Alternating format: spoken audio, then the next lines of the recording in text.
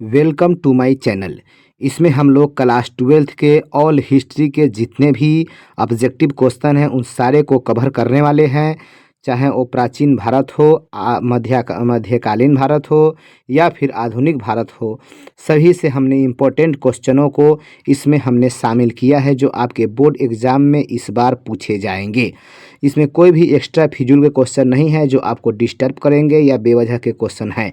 जो भी क्वेश्चन है एकदम पूछने वाले ही क्वेश्चन है, पूछने वाले क्वेश्चन को ही शामिल किया गया है।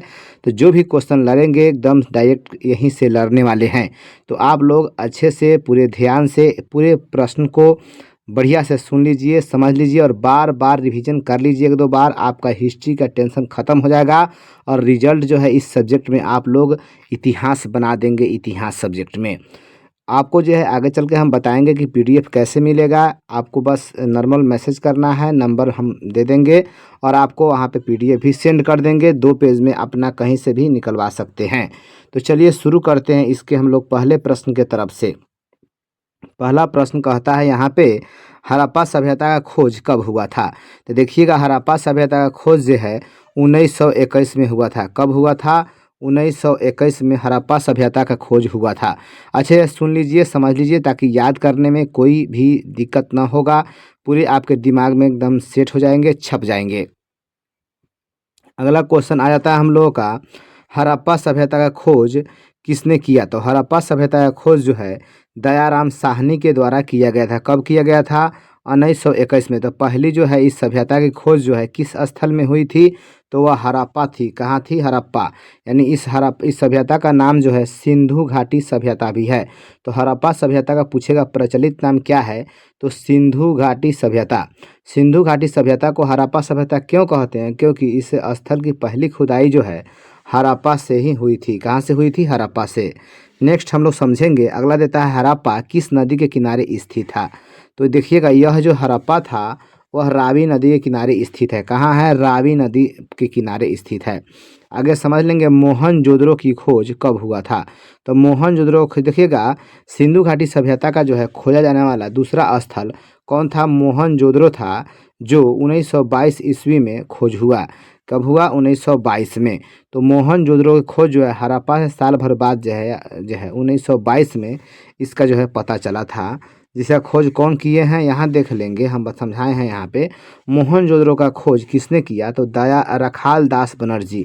रखाल दास बनर्जी से शॉर्टकट में आपको कहीं कहीं आरडी बनर्जी भी देखने को मिल सकता है। तो ये भी ध्यान रखिएगा, रखाल दास बनर्जी को ही लिखा जाता है आरडी बनर्जी।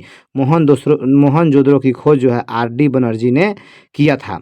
अगला आता है मोहनजोदड़ो किस नदी के किनारे स्थित था। तो यह जो है सिंधु नदी के किनारे स्थित है। मोहनजोदड़ो सिंधु नदी के किनारे स्थित है। मोहनजोदड़ो का अर्थ क्या होता है? तो मोहनजोदड़ो का अर्थ जो होता है मृतकों का टीला होता है। मृतकों का टीला, ये बहुत बार बोर्ड में पूछा गया है। मोहनजोदड़ो का अर्थ जो होता है मृतकों का टीला होता है। अगला क्वेश्चन आता है मोहनजोदड़ो किस भाषा का शब्द है। तो मोहनजोदड़ो जो है सिंधी भाषा का शब्द है। अगला आता है पुरातत्व किस भाषा का शब्द है। तो पुरातत्व जो है संस्कृत भाषा का शब्द है। पुरातत्व मतलब है पुरानी चीज़ें जो खुदाई से प्राप्त होती है उसको पुरातत्व कहा जाता है। पुरातत्व के तहत प्राचीन सिक्के, अभिलेख, स्मारक, पत्थर, ये सब जो है आपको पुरातत्व के तहत आएंगे। चाहे वो ताम्रपत्र हो या अभिलेख हो, शिलालेख हो, स्मारक हो, प्राचीन सिक्के हो, ये सब जो है पुरातत्व के तहत आते हैं। पुरातत्व जो है संस्कृत भाषा का शब्द है, इसका अर्थ होता है प्राचीन वस्तुएं। अगला आ जाता है कालीबंगन किस नदी के किनारे स्थित है। तो कालीबंगन जो है सरस्वती नदी के किनारे स्थित है। सरस्वती जो है कालीबंगन किस राज्य में है? तो कालीबंगन जो है राजस्थान में पड़ता है। कहाँ है? राजस्थान। कालीबंगन का शाब्दिक अर्थ क्या होता है? तो कालीबंगन का शाब्दिक अर्थ होता है काले रंग की चूड़िया। कालीबंगन का क्या अर्थ होता है? काले रंग की चूड़िया। अगला क्वेश्चन है भोगवा। भोगवा के किनारे कौन स्थल मतलब स्थित था? तो वो था लोथल। इसको ऐसे उलट के पढ़ेंगे, लोथल किस नदी के किनारे स्थित था? तो लोथल जो है भोगवा नदी के किनारे स्थित था। और लोथल किस राज्य में पड़ता है? तो वह है गुजरात में। कहाँ है? गुजरात में। भोगवा नदी भी कहाँ पड़ता है? गुजरात में। यह जो है हड़प्पा सभ्यता का एकमात्र बंदरगाह था। कौन? लोथल। लोथल जो है समुद्र किनारे स्थित था और यहाँ जो है बंदरगाह, जहाज से व्यापार दूसरे देशों के साथ आता जाता था। तो हड़प्पा सभ्यता या सिंधु घाटी सभ्यता का जो है बंदरगाह कौन था, तो वह लोथल में था। और लोथल किस नदी के किनारे स्थित है, भोगवा, जो कहाँ पड़ता है, गुजरात में। आगे समझेंगे हम लोग RH-37 कब्रिस्तान, RH-37 कब्रिस्तान का प्रमाण कहाँ से मिला है, तो इसका प्रमाण जो है हड़प्पा से मिला है। कहाँ से, हड़प्पा से। ध्यान रखेंगे आप लोग, RH-37 कब्रिस्तान का प्रमाण कहाँ से मिला है, हड़प्पा से। एकदम ध्यान से सुनते रहें, समझते रहें। अगला क्वेश्चन है, कांस्य की नर्तकी की मूर्ति कहाँ से मिला है। कांस्य की नर्तकी की मूर्ति जो है बहुत बार पूछा गया है, तो यह जो है मोहनजोदड़ो से मिला है। मोहनजोदड़ो से नृत्य करती हुई मुद्रा में डांसिंग गर्ल, नाच करती हुई, डांस करती हुई कांस्य की मूर्ति, यानी कांस्य के नर्तकी की मूर्ति जो है, लड़की की मूर्ति कहाँ से मिला है, मोहनजोदड़ो से। इसको ऐसे भी कह सकता है कि कांस्य की लड़की की मूर्ति कहाँ से मिला है, तो मोहनजोदड़ो। अगला आता है, हड़प्पा सभ्यता किस युग की सभ्यता थी, तो हड़प्पा सभ्यता जो है कांस्य युगीन सभ्यता थी। कांस्य युगीन, ध्यान से होश में रहेंगे आप लोग। तो हड़प्पा सभ्यता एक कांस्य युगीन सभ्यता थी, यह है। अगर पढ़ेंगे, हड़प्पा सभ्यता का सबसे बड़ा नगर कौन सा था, तो हड़प्पा सभ्यता का सबसे बड़ा नगर जो है मोहनजोदड़ो था। कौन था, मोहनजोदड़ो। अगला आता है कि हड़प्पा सभ्यता को किस और नाम से जाना जाता है, मतलब इसका दूसरा नाम क्या है, तो इसका सिंधु घाटी सभ्यता या फिर प्रचलित नाम है। इसको जो है बहुत ज़्यादा उल्लेख जो है सिंधु घाटी सभ्यता के रूप में ही जाना जाता है। तो हड़प्पा सभ्यता का प्रचलित नाम पूछेगा क्या है, तो सिंधु घाटी सभ्यता। नेक्स्ट देखेंगे हम लोग, सिंधु घाटी सभ्यता का पहला प्रमाण कहाँ से मिला था, तो इसका पहला प्रमाण जो है हड़प्पा से मिला था। कहाँ से मिला था, हड़प्पा से, इसलिए इसे हड़प्पा सभ्यता भी कहते हैं। अगला आता है कि सिंधु घाटी सभ्यता, जिसे हड़प्पा सभ्यता भी कहते हैं, के निवासियों को किस धातु का ज्ञान नहीं था, तो यहाँ देंगे लोहा। देखेंगे, लोहा का ज्ञान उन लोगों को नहीं था। लोहा का जो है यहाँ पे आयरन भी बोलते हैं, जिसका संकेत Fe होता है।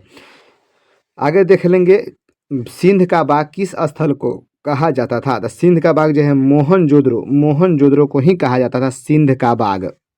अगला आता है, सिंधु घाटी सभ्यता की जुड़वा राजधानी कौन थी, तो सिंधु घाटी सभ्यता की जुड़वा राजधानी जो है हड़प्पा मोहनजोदड़ो था।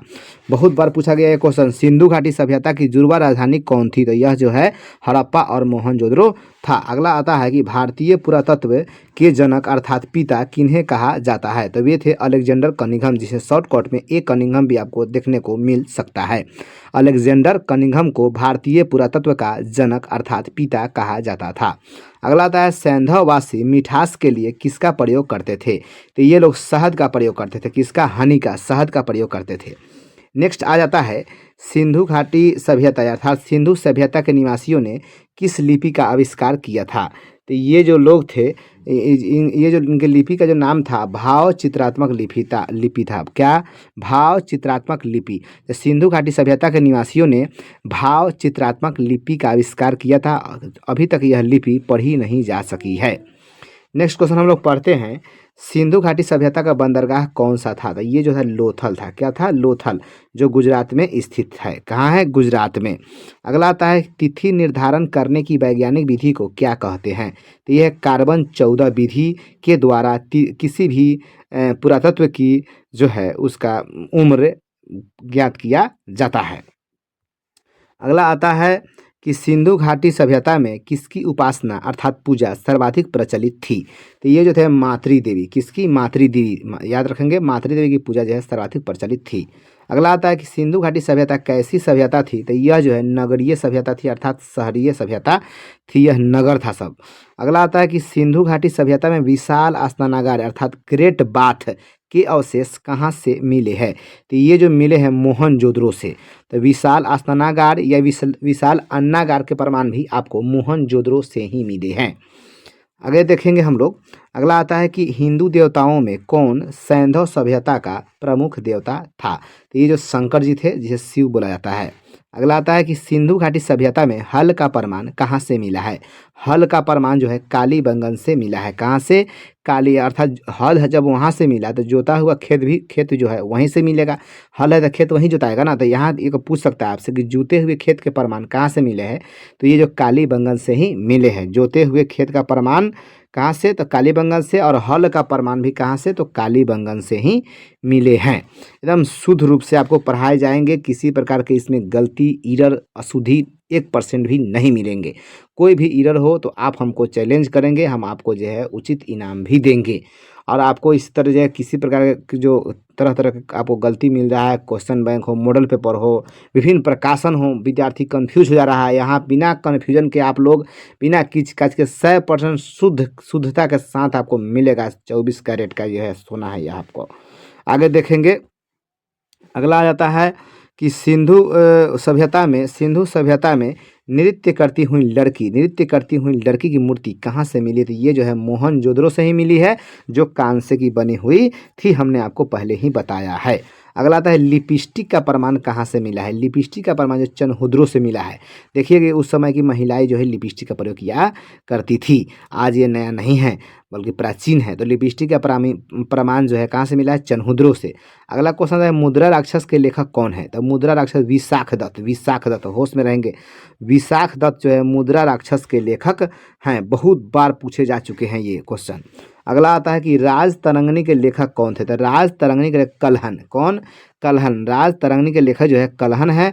और क्वेश्चन अगला है कि राज तरंगिणी से किसके इतिहास का पता चलता है? तो यह जो कश्मीर के इतिहास का पता चलता है। आपको कश्मीर के बारे में जानना है विशेष रूप से, विस्तार रूप से, तो आप कल्हन की लिखी हुई पुस्तक राज तरंगिणी को पढ़ना होगा, जिसमें विस्तार रूप से कश्मीर के बारे में लिखा गया है। अगला आता है कि अर्थशास्त्र के लेखक कौन है? तो अर्थशास्त्र के लेखक जो है कौटिल्य है। कौन है? कौटिल्य, जिनका दूसरा नाम जो है चाणक्य है। क्या है? चाणक्य।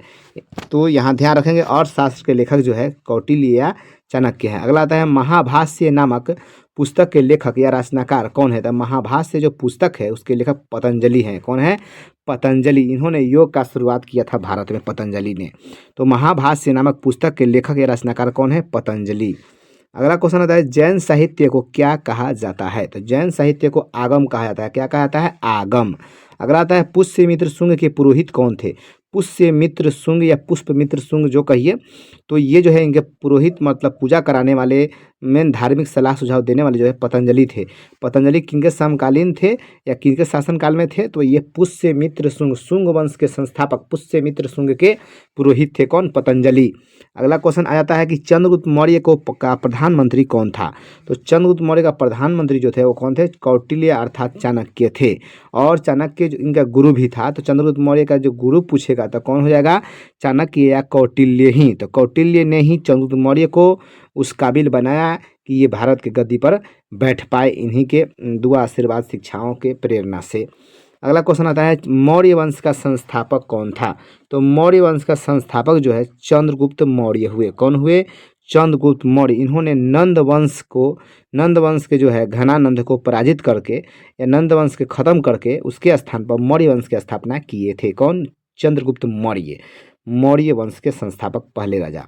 अगला क्वेश्चन आ जाता है कि इंडिका नामक पुस्तक के लेखक कौन है? तो इंडिका नामक पुस्तक के लेखक मेगास्थनीज थे। ये जो है मेगास्थनीज यूनान का राजदूत था, सेल्यूकस निकेटर का राजदूत था, जो चंद्रगुप्त मौर्य के दरबार में कई वर्षों तक रहा था। और उन्होंने रहकर बारीकी से चीज़ों को समझकर उन्होंने अपने अनुभव से इंडिका नामक पुस्तक लिखा। तो आपको भारत के बारे में, प्राचीन भारत के बारे में जानकारी या चंद्रगुप्त मौर्य के शासन व्यवस्था के बारे में जानकारी आपको इंडिका से मिल जाती है।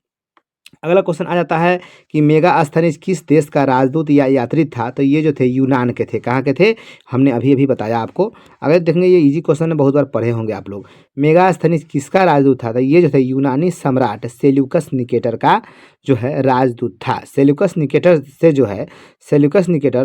चंद्रगुप्त मौर्य से युद्ध में हार गया था और एक संधि के तहत इन्होंने सेल्यूकस निकेटर ने अपनी पुत्री हेलेना का विवाह चंद्रगुप्त मौर्य से कर दिया। और सगे संबंधी हो जाने की वजह से जो है मेगास्थनीज को जो है इन्होंने उनके दरबार में भेजा था। तो ये कुछ वर्षों तक रहे थे, जिस दौरान इन्होंने इंडिका लिख डाला। कौन? मेगास्थनीज। अगला आ जाता है मेगास्थनीज किसके समय में भारत आया था? तो ये जो है चंद्रगुप्त मौर्य के समय में या शासनकाल में। अगला आता है ह्वेनसांग किसके समय भारत आया था? तो ये हर्षवर्धन के समय भारत आया था और विशेष रूप से बौद्ध धर्म के बारे में शिक्षा प्राप्त करने आया था। और इन्होंने नालंदा विश्वविद्यालय में कई वर्षों तक अध्ययन का कार्य किया और बौद्ध धर्म की जानकारी जुटाकर चीन ले गए थे, चीन, और वहाँ पे बौद्ध धर्म को काफ़ी प्रसारित किए। तो ह्वेन-सांग किसके समय भारत आया था? हर्षवर्धन के समय। बहुत बार इस क्वेश्चन को पूछा जा चुका है बारीकी से। अगला देखते हैं हम लोग हर्षचरित्र। हर्षचरित्र नामक पुस्तक के लेखक कौन है? The one Bhatt. आपको जो हर्ष जो किताब है इसमें हर्षवर्धन के बारे में आपको जिक्र मिल जाता है। हर्षवर्धन के शासन व्यवस्था के बारे में हर्षचरित्र में विस्तार रूप से लिखा गया है और इसको लिखने वाले कौन है? वान भट्ट। तो हर्षचरित्र नामक पुस्तक के लेखक कौन है? वान भट्ट। अगला क्वेश्चन आ जाता है कि बुद्धचरित्र। बुद्धचरित्र नामक पुस्तक के लेखक अर्थात ऑथर कौन है? तो ये अश्वघोष। अश्वघोष ने महात्मा बुद्ध के बारे में विस्तार रूप से बुद्ध चरित्र में लिखे थे। महात्मा बुद्ध अर्थात गौतम बुद्ध बौद्ध धर्म के संस्थापक, बौद्ध धर्म चलाने वाले बनाने वाले जो हुए, उनके बारे में आपको जानकारी बुद्ध चरित्र में मिल जाती है, जिसके लेखक हैं अश्वघोष। अगला क्वेश्चन है अशोक के अभिलेख को पढ़ने में पहली सफलता किसे मिली? तो ये जो थे इनको जेम्स प्रिंसेप को पहली सफलता अशोक के अभिलेख को पढ़ने समझने में मिली थी। तो याद रखेंगे जेम्स प्रिंसेप। अगला क्वेश्चन है अष्टाध्यायी नामक पुस्तक के लेखक कौन है? तो अष्टाध्यायी नामक पुस्तक के लेखक पाणिनि है। कौन है? पाणिनि। इसमें आपको जो है पूरे के पूरे जितने भी इस बार क्वेश्चन पूछे जाएंगे आपके 12th में हिस्ट्री से, वो सारे क्वेश्चन इसी में से मिलेंगे। आप एग्ज़ाम देकर आएंगे तो गदगद हो जाएंगे एकदम। अच्छा सा जो रिवीजन करेगा वही गदगद होगा। इसलिए आप लोग बिना इधर उधर किए हुए अच्छे से इधर पढ़ ही लीजिए। एक बार बात मानते हुए इसको अच्छा से बार बार रिवीजन कर लीजिए। बहुत इंपॉर्टेंट चीज़ों को काफ़ी मेहनत हमने 5 से 6 घंटा समय लगाकर इसको तैयार किया है। ये एक प्रकार के एकदम संजीवनी बूटी है आपके लिए। और आपको हम PDF भी भेजने के लिए फुल तैयार है। अपना मैसेज करेंगे आपको चल जाएगा। कुछ देर में हम आपको जो है कॉन्टेक्ट नंबर दे देंगे। अगला देख लेंगे आप, अगला पढ़ लेंगे।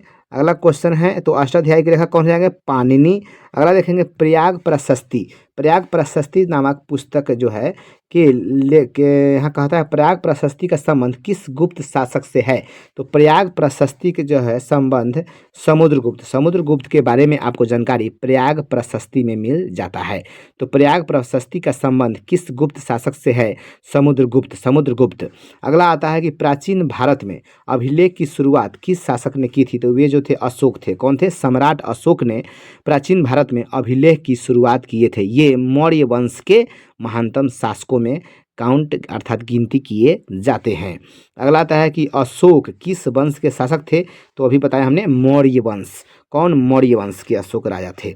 अगला आता है कि भारतीय इतिहास का कौन सा काल स्वर्ण काल के नाम से जाना जाता है? तो ये गुप्त काल को जो है भारतीय इतिहास में स्वर्ण काल के नाम से जाना जाता है। अगला क्वेश्चन है प्रयाग प्रशस्ति, जो हमने अभी चर्चा किया था कुछ क्षण पहले।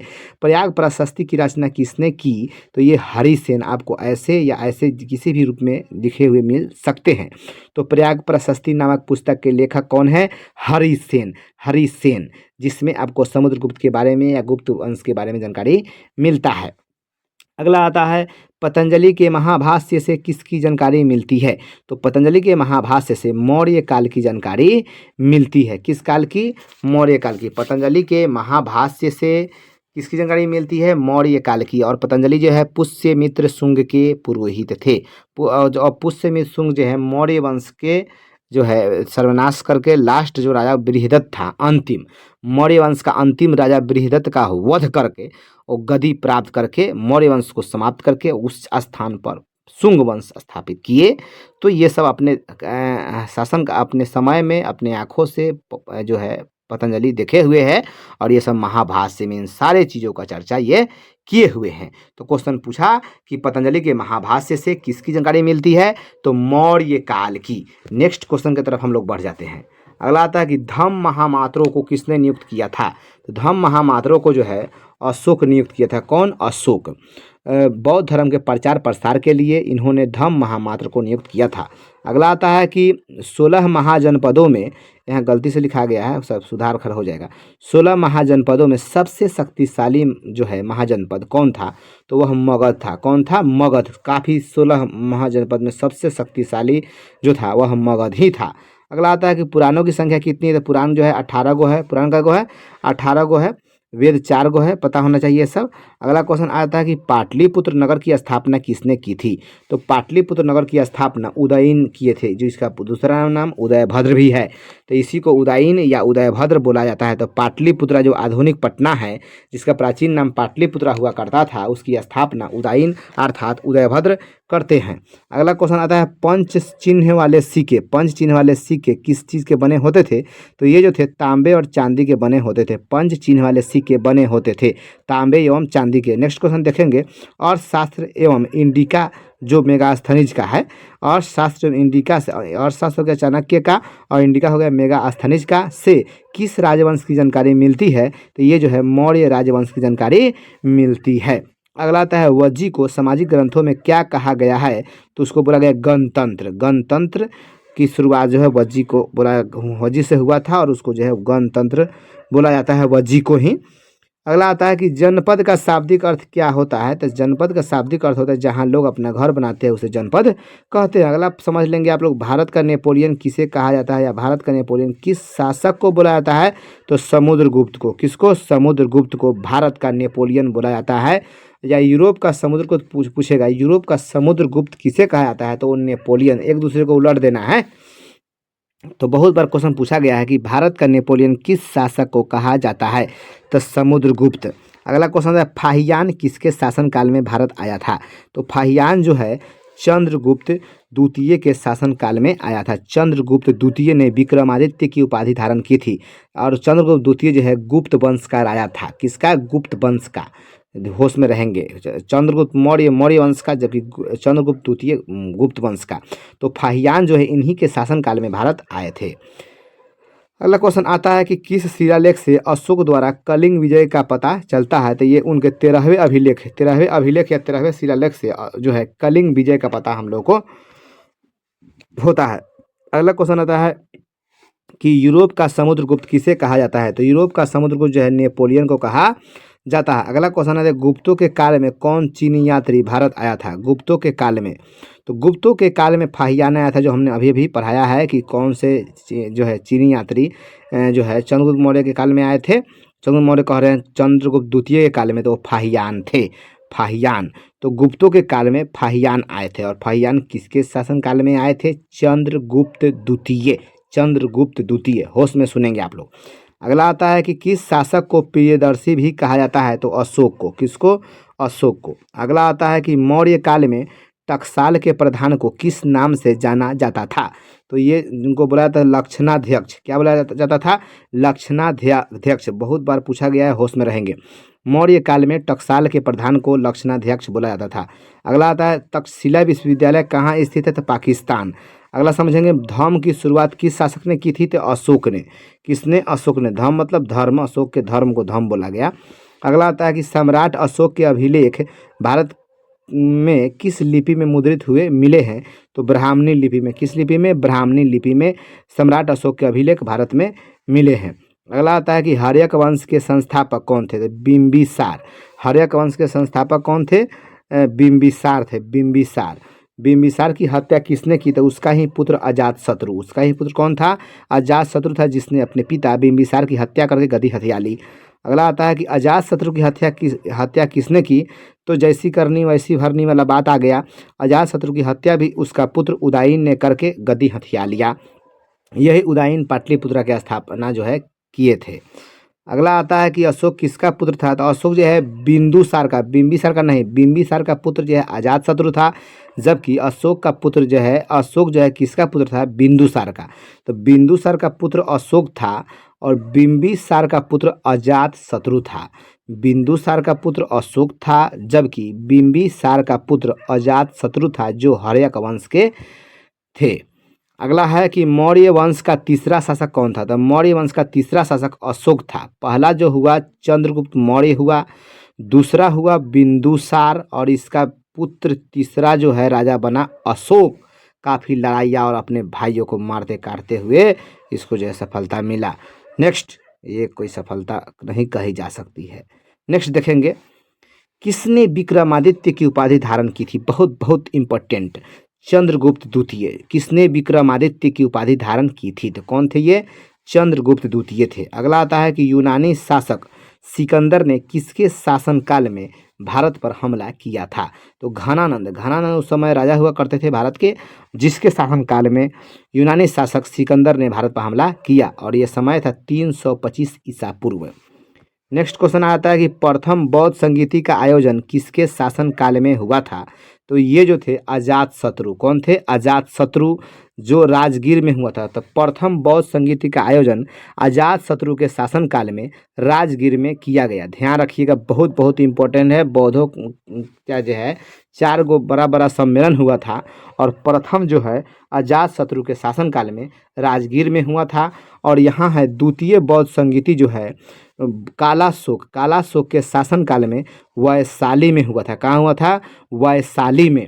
और तृतीय यहाँ समझ लेंगे साथ साथ, तृतीय बौद्ध संगीति जो है, तृतीय बौद्ध संगीति अशोक के शासनकाल में पाटलिपुत्र में हुआ था। तृतीय बौद्ध संगीति का आयोजन किसके शासनकाल में हुआ था?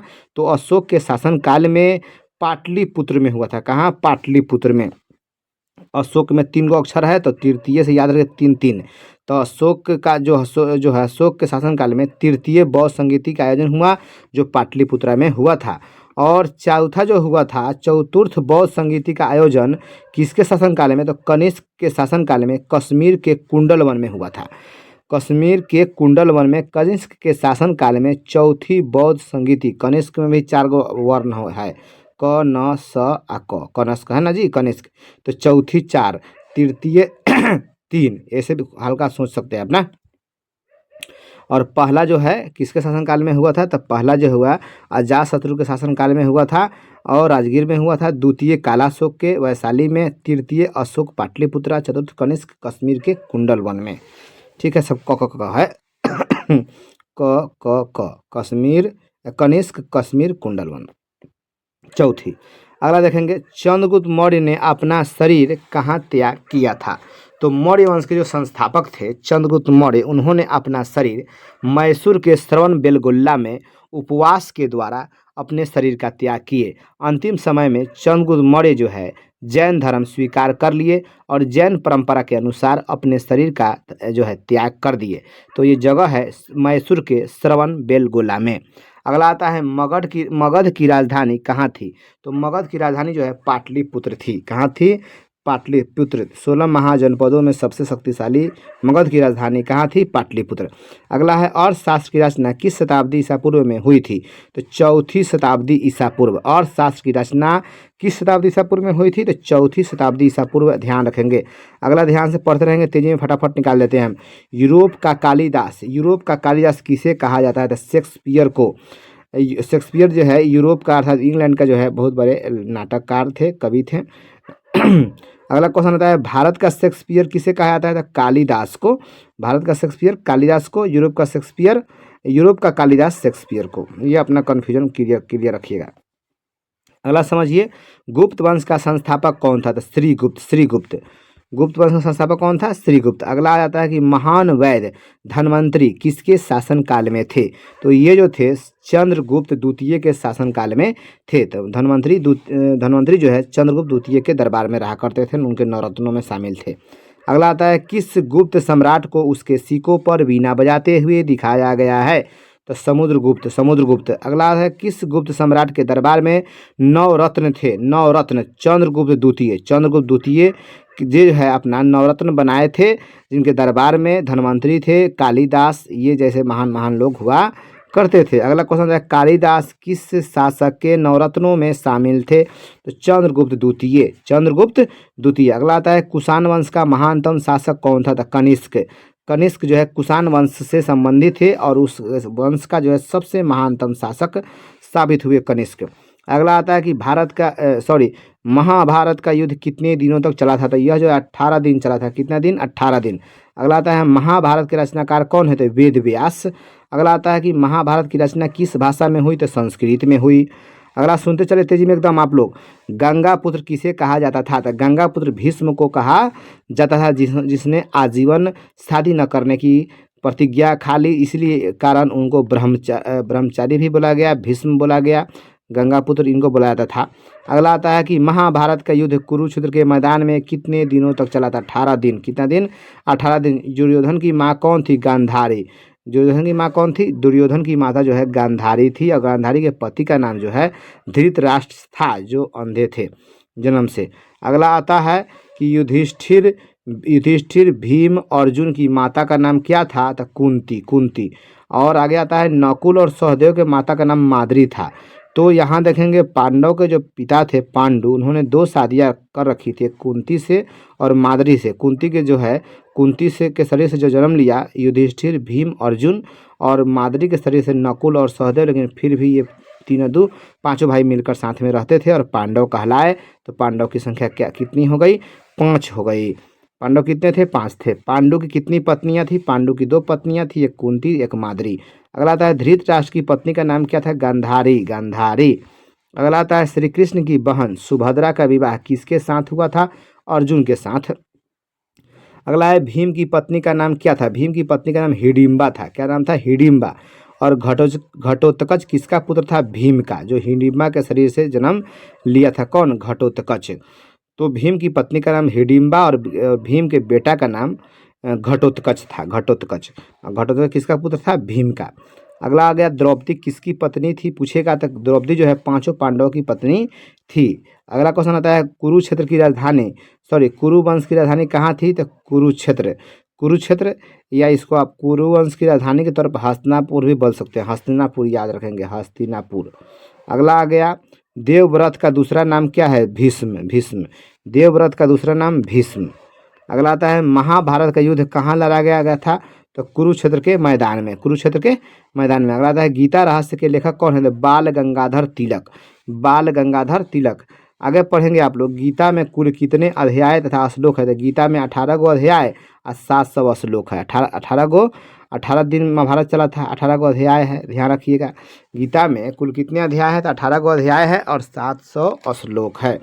कर्ण किसका पुत्र था? कर्ण जो है कुंती का पुत्र था, अर्थात पांडव के ही भाई थे, सूर्यपुत्र कर्ण। तो कर्ण जो है कुंती का पुत्र था, मतलब पांडव के ही भाई थे। अगला आता है महाभारत के युद्ध में कर्ण किसकी ओर से लड़ रहा था? तो कौरवों के पक्ष से लड़ रहा था, कौरवों के ओर से लड़ रहा था। अगला आता है गीता का उपदेश किसने दिया? तो गीता का उपदेश जो श्री कृष्ण ने दिया। ये थोड़ा थोड़ा अशुद्धि है, किसके से किसकी होना चाहिए, किसकी ओर से, तो यहाँ हम सुधार देंगे। आगे पढ़िए गीता का उपदेश किसने दिया? श्री कृष्ण ने अर्जुन को गीता का उपदेश दिया महाभारत के युद्ध में, रणभूमि में। आगे देखते हैं महाभारत में श्री कृष्ण ने किसकी सहायता की थी? तो पांडवों की सहायता की थी। अगला आता है महाभारत का प्राचीन नाम क्या है?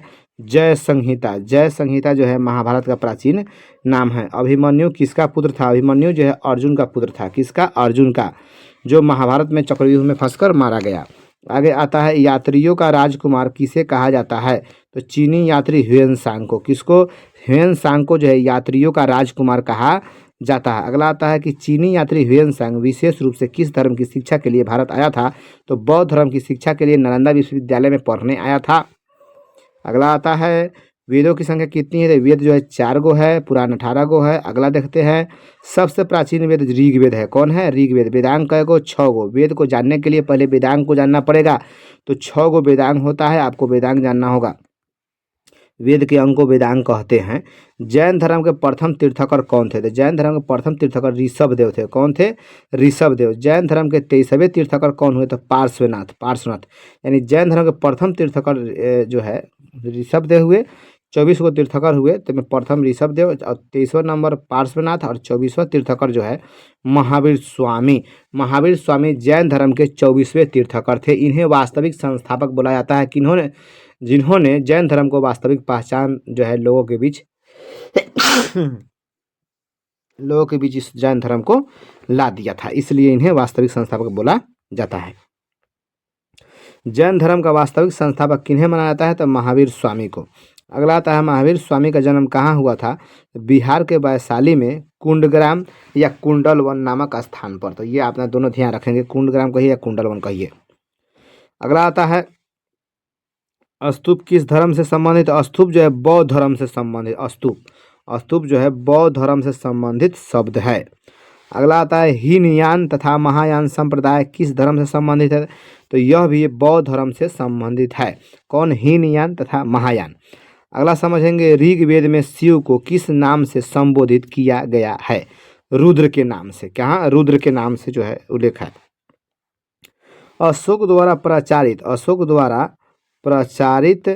बौद्ध धर्म कहाँ प्रचलित नहीं हुआ? तो यह जो है ब्रिटेन में प्रचलित नहीं हो सका। अशोक द्वारा प्रचारित बौद्ध धर्म कहाँ प्रचलित नहीं हो सका? ब्रिटेन में। अगला आता है त्रिपिटक साहित्य किस धर्म से संबंधित है? तो बौद्ध धर्म से। त्रिपिटक एकदम शुद्धता के साथ आपको जो है यहाँ रखा गया है। त्रिपिटक साहित्य जो है बौद्ध धर्म से संबंधित है। त्रिरत्न, लेकिन त्रिरत्न शब्द जो है जैन धर्म से संबंधित है। त्रिरत्न शब्द किस धर्म से? तो जैन धर्म से। आगे समझेंगे। श्वेतांबर तथा दिगंबर किस का संबंध किस धर्म से है? तो ये जो जैन धर्म से। जैन धर्म आगे चल के दो वर्गों में, दो संप्रदायों में बट गया। एक श्वेतांबर का है, एक दिगंबर का है। श्वेतांबर श्वेत वस्त्र धारण करते थे, जबकि दिगंबर नंगा रहा करते थे। तो ये जो है जैन धर्म के ही संप्रदाय और अंग हैं। अगला देखेंगे चैत्य शब्द और विहार शब्द किस धर्म से संबंधित है? तो ये जो है बौद्ध धर्म से संबंधित है। विहार का मतलब होता है घूमने वाला जगह, पार्क टाइप से समझिए। और चैत्य के मतलब हो गया ये जो है मृतक के शरीर पर जो टीला टाइप से बनता था मरने के बाद, वो जो संत होते थे उसको चैत्य बुलाया जाता था। चैत्य और विहार शब्द जो है बौद्ध धर्म से संबंधित है। अगला जानते हैं हम लोग, महावीर ने पार्श्वनाथ के सिद्धांत में कौन सा नया सिद्धांत जोड़ा? तो ब्रह्मचर्य का सिद्धांत जोड़ा। तो महावीर जैन धर्म में आए तो उन्होंने एक नया सिद्धांत जोड़ा जिसका नाम था ब्रह्मचर्य। आगे देखेंगे गौतम बुद्ध के बचपन का नाम क्या था? सिद्धार्थ। गौतम बुद्ध जो बौद्ध धर्म के संस्थापक प्रवर्तक थे, उनके बचपन का नाम क्या था? सिद्धार्थ था। जबकि महावीर स्वामी के पिता का नाम भी सिद्धार्थ था। तो ये आपका एक थोड़ा एक विशेषता, मतलब याद करने में सहूलियत होगा, इसलिए यहाँ पे हमने रखा है। तो जब बल्कि ये आदमी अलग है और ये आदमी अलग है। तो महावीर स्वामी के पिता का नाम सिद्धार्थ था, जो गौतम बुद्ध के बचपन का नाम था। और देखेंगे महावीर स्वामी के पिता का नाम सिद्धार्थ और माता का नाम त्रिशला, माता का नाम त्रिशला था। आगे देख लेते हैं कि महावीर स्वामी के पत्नी का नाम क्या था? तो महावीर स्वामी के पत्नी का नाम यशोदा। क्या नाम था? यशोदा। इसका पीडीएफ हम आपको भेज देंगे, एक बार सुन लीजिए, वहाँ पे दो चार बार रट लीजिएगा और अपने दोस्तों में डिस्कस कीजिएगा, इनसे पूछिएगा, वो आपसे पूछेंगे। इस प्रकार से आपका फुल रिवीजन हो जाएगा, बिना कन्फ्यूजन के आप 100% रेडी हो जाएंगे। इतिहास में इतिहास बनाने के लिए आप तैयार हो जाएंगे। आगे देख लेते हैं हम लोग, महात्मा बुद्ध के पत्नी का नाम क्या था? तो महात्मा बुद्ध के पत्नी का नाम यशोधरा और महावीर स्वामी के पत्नी का नाम यशोदा और महात्मा बुद्ध के पत्नी का नाम यशोधरा। तो थोड़ा थोड़ा मिलता जुलता है, ध्यान रखेंगे अपना। महात्मा बुद्ध किस कुल से या किस वंश से संबंधित थे? तो शाक्य कुल से। शाक्य।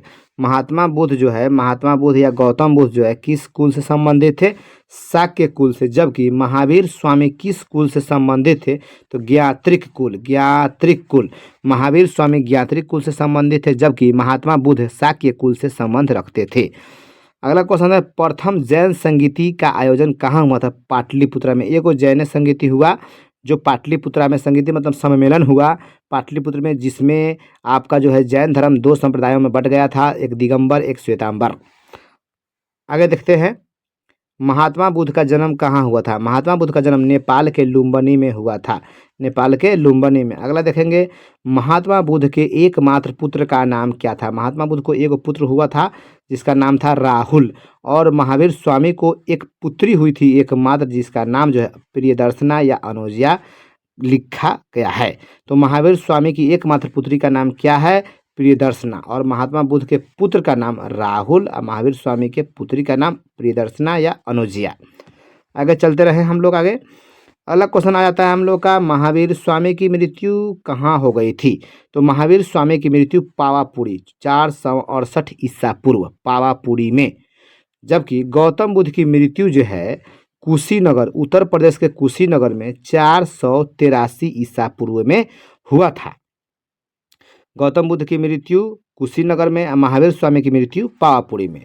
अगला आता है कि बुद्ध ने, मतलब महात्मा बुद्ध ने अपने सर्वाधिक उपदेश किस भाषा में दिए? तो पाली भाषा में दिए। किस भाषा में? पाली भाषा में। जबकि महावीर स्वामी ने अपने सर्वाधिक उपदेश किस भाषा में दिए? प्राकृत भाषा में। किसमें? प्राकृत में। अगला समझेंगे, महात्मा बुद्ध को किस वृक्ष के नीचे ज्ञान की प्राप्ति हुई थी? तो पीपल वृक्ष के नीचे, जिसे बोधि वृक्ष भी बोला जाता है। तो महात्मा बुद्ध को जो है पीपल वृक्ष के किनारे, पीपल वृक्ष के नीचे ज्ञान की प्राप्ति हुई थी। जबकि महावीर स्वामी को किस वृक्ष के नीचे ज्ञान की प्राप्ति हुई? तो साल वृक्ष। महावीर स्वामी को किस वृक्ष के नीचे ज्ञान की प्राप्ति हुई थी? तो साल वृक्ष। किनको? महावीर स्वामी को। अगला क्वेश्चन पढ़ेंगे, महात्मा बुद्ध को किस नदी के किनारे ज्ञान की प्राप्ति हुई थी?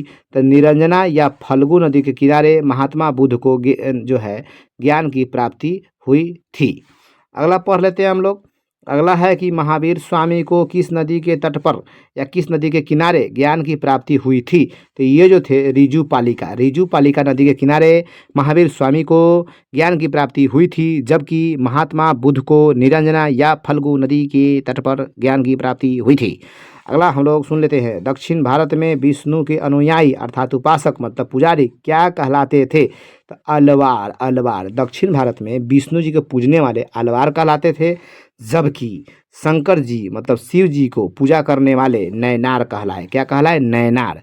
तो दक्षिण भारत में विष्णु जी के पुजारी अलवार, जबकि शंकर जी के पुजारी नैनार कहलाते थे।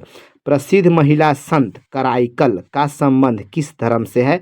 तो शैव धर्म। मतलब कराइकल जो है शंकर जी की बहुत बड़ी भक्त थी, यह महिला संत थी। आगे हम लोग देखते हैं, प्रसिद्ध महिला संत अंडाल का संबंध किस धर्म से है? तो वैष्णव धर्म। मतलब जो महिला संत अंडाल थी वो विष्णु जी को पूजा करती थी आराध्य देव के रूप में। ये जो अंडाल जो है विष्णु जी को एक पति रूप में जो है विष्णु जी को मानती थी और बहुत पूजा सेवा करा करती थी। अगला आ गया, किसके शासनकाल में जैन धर्म 2 संप्रदायों में बट गया?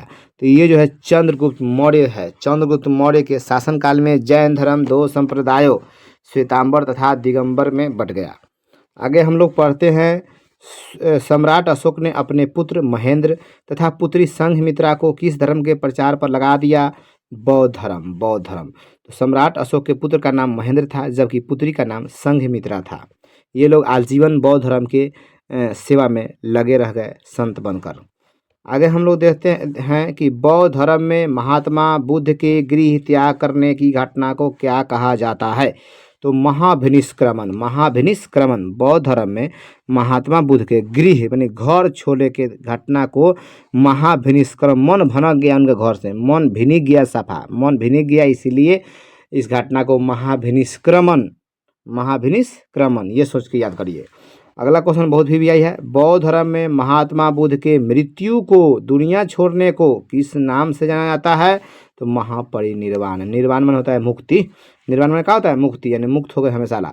तो महापरिनिर्वाण। तो बौद्ध धर्म जब घर से मन भनक गया तब महाभिनिष्क्रमण, और दुनिया से मन भनक गया दुनिया छोड़ दिए तो महापरिनिर्वाण हो गया। अगला देखिए, महात्मा बुद्ध ने अपना प्रथम उपदेश कहाँ दिया था? तो ये जो थे वाराणसी के सारनाथ में अपना प्रथम उपदेश दिए, जब ये ज्ञान की प्राप्ति कर चुके थे। अगला हम लोग देखेंगे कि बौद्ध धर्म में स्तूप किसका प्रतीक होता है? तो मृत्यु का प्रतीक होता है। बौद्ध धर्म में स्तूप किसका प्रतीक है? तो स्तूप का। अगला हम लोग देख लेते हैं कि इसके शासनकाल में बौद्ध धर्म 2 संप्रदायों हीनयान तथा महायान में बट गया। ये जो कनिष्क थे, जिसके शासनकाल में बौद्धों की चौथी संगीति हुई थी कश्मीर के कुंडल वन में। कनिष्क के शासनकाल में बौद्ध धर्म की चौथी संगीति आयोजित की गई थी कश्मीर के कुंडल वन में, और वहीं पे यह संप्रदाय 2 संप्रदायों में बट गया, यह धर्म हीनयान तथा महायान। अगला देखेंगे, महात्मा बुद्ध को ज्ञान की प्राप्ति कहाँ हुई थी? तो ये बोध गया में हुआ था, बिहार के बोध गया में पीपल वृक्ष के नीचे। अगला आता है कि भारत में मुगल वंश के संस्थापक कौन थे? तो भारत में मुगल वंश के संस्थापक बाबर। इनकी आत्मकथा है बाबरनामा, और बाबर अपने ही हाथों से ये आत्मकथा लिखे हुए हैं। तो बाबरनामा का लेखक कौन हो जाएगा? तो बाबर ही हो जाएगा।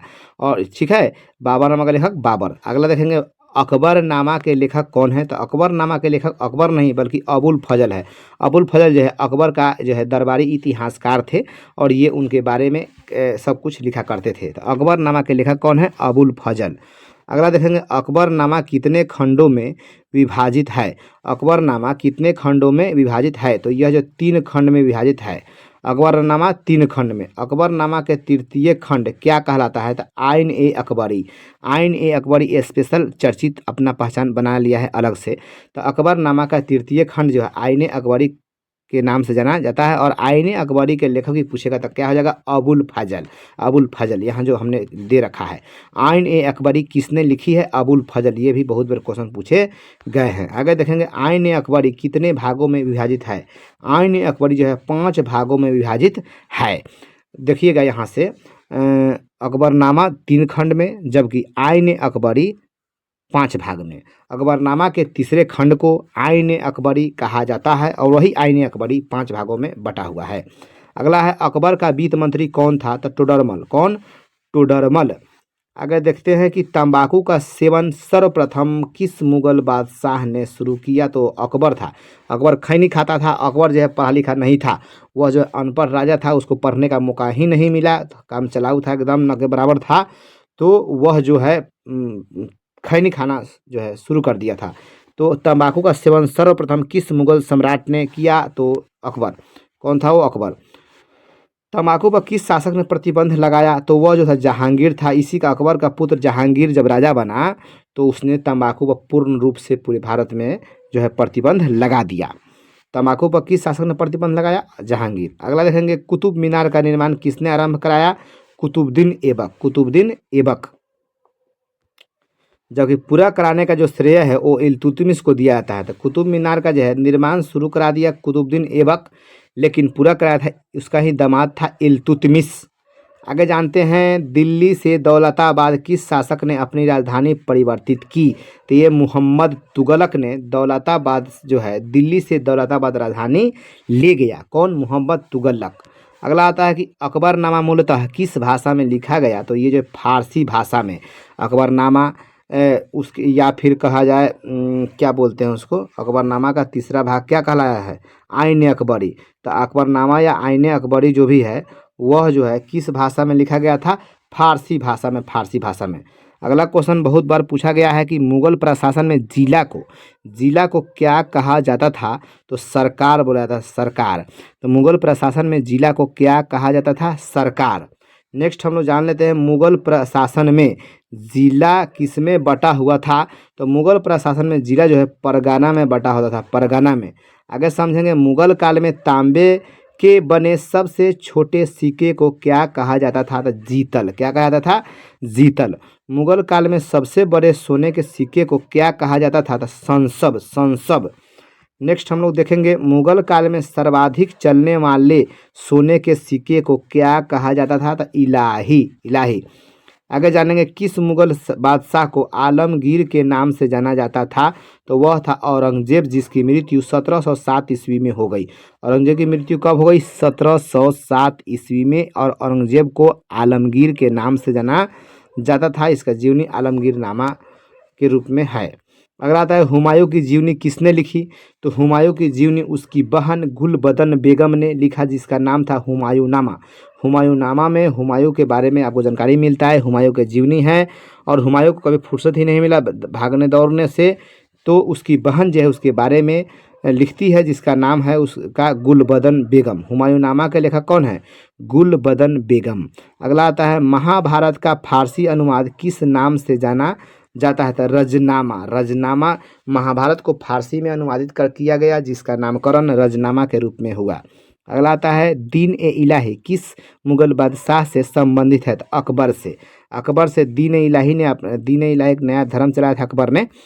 अगला आता है औरंगजेब ने अपने जीवन का अंतिम समय कहाँ बिताया था, दक्षिण भारत में, दक्षिण भारत में। अगला आता है फतेहपुर सीकरी को अपनी राजधानी किसने बनाया था, अकबर। अगला देखेंगे अकबर ने दीन ए इलाही धर्म कब चलाया, तो 1581 ईस्वी में अकबर ने दीन ए इलाही नामक धर्म चलाया था। अगला आता है तुझ ए बाबरी किसने लिखी, तो बाबर लिखा था, बाबर। बाबरनामा का ही दूसरा नाम क्या है, तुझ ए बाबरी। बाबरनामा का दूसरा नाम क्या है, तुझ ए बाबरी। यह जो है बाबर का आत्मकथा है, जिसको खुद बाबर ने लिखा है। अगला समझिए भारत का अंतिम मुगल सम्राट कौन था, तो ये बहादुर शाह जफर। भारत का अंतिम मुगल सम्राट कौन था, बहादुर शाह जफर। अगला आ जाता है कि अकबर का संरक्षक बनकर किसने शासन किया था, बैरम खां। कौन, बैरम खां संरक्षण बनकर, यानी अकबर के बच्चा था तो उसके अनुपस्थिति में, मतलब उसको एक साक्ष्य मानकर बैरम खां जो है इसका शासन किया। नेक्स्ट आता है स्थापत्य कला का सर्वाधिक विकास किसके शासनकाल में हुआ? तो जहांगीर के शासनकाल में। अगला क्वेश्चन आता है कैप्टन हॉकिंस किस मुगल शासक के दरबार में आया था? तो जहांगीर के शासनकाल में जहांगीर के दरबार में कैप्टन हॉकिंस जो है आया था। नेक्स्ट अकबर के समकालीन इतिहासकार कौन थे? तो वो बदायूनी थे। अगला आता है कि मुगल चित्रकला किसके समय में चरमोत्कर्ष पर सबसे ऊपर जो थी? वो जहांगीर के समय में चित्रकला सबसे हाई थी मुगल काल में। और स्थापत्य की बात करेगा तो जहांगीर स्थापत्य की बात करेगा तो शाहजहाँ स्थापत्य की बात करेगा तो शाहजहाँ और चित्रकला की बात करेगा तो जहांगीर। नेक्स्ट समझेंगे हम लोग किस मुगल शासक ने हिंदुओं पर से जजिया कर हटा दिया? वो बाबर था। कौन था? सर क्या बोला जा रहा है? अकबर। कौन था? अकबर। अकबर ने मुगल हिंदुओं पर से जजिया कर हटा दिया था। यह जो है हिंदुओं से तीर्थ यात्रा या मंदिरों में पूजा पाठ करने पर टैक्स लिया जाने वाला कर था जिसको जजिया बोला जाता था, और इसको जो है अकबर ने हटा दिया। आगे देखेंगे किस प्रशासकीय सुधार के लिए शेर शाह, यहाँ से अब सब थोड़ा गड़बड़ी लिखा गया, ठीक है, शेर शाह खास तौर पर जाना जाता है? तो भूमि सुधार के लिए। किस लिए? भूमि सुधार के लिए शेर शाह को जाना जाता है। नेक्स्ट अकबर का वित्त मंत्री कौन था? टोडरमल अकबर का वित्त मंत्री था। आगे देखिए बुलंद दरवाजा कहाँ है? तो यह फतेहपुर सीकरी में है। अगला समझेंगे पानीपत का प्रथम युद्ध कब हुआ था? तो 1526 ईस्वी में। और इसी युद्ध के बाद भारत में मुगल वंश का स्थापना हो गया, क्योंकि बाबर और इब्राहिम लोदी के बीच भयंकर लड़ाई हुआ जिसमें बाबर जीत गया, इब्राहिम लोदी हार गया। यह कब हुआ? पानीपत का प्रथम युद्ध 1526 में। आगे पानीपत का द्वितीय युद्ध कब हुआ? तो यह हुआ था 1556 में। 1556 में किसके किसके बीच लड़ा गया? हेमू और अकबर के बीच, जिसमें हेमू जीत गया। अरे क्या बोल रहे हैं? जिसमें अकबर जीत गया, हेमू का हो गया हार गया था। तो पानीपत का द्वितीय युद्ध जो है 1556 में हुआ, हेमू और अकबर के बीच, अकबर विजयी रहा। आगे देख लेंगे किस मुगल शासक की पुस्तकालय की सीढ़ियों से गिरने के कारण मौत हो गई? तो वो हुमायूं था और डेट था वो 1556 में। 1556 यहाँ देखिए, ध्यान रखिए डेट में, 1556 में ही मरा। उसके बाद इसका हुमायूं का बेटा अकबर गद्दी प्राप्त किया, और पहली लड़ाई जो हेमू के साथ होता है, हेमू हारा गया, अकबर जीत गया, जिसके बाद जो है खुद को स्थापित कर लिया राजा के रूप में। तो 1556 में हुमायूं मर गया और 1556 में ही पानीपत का दूसरा युद्ध हुआ था।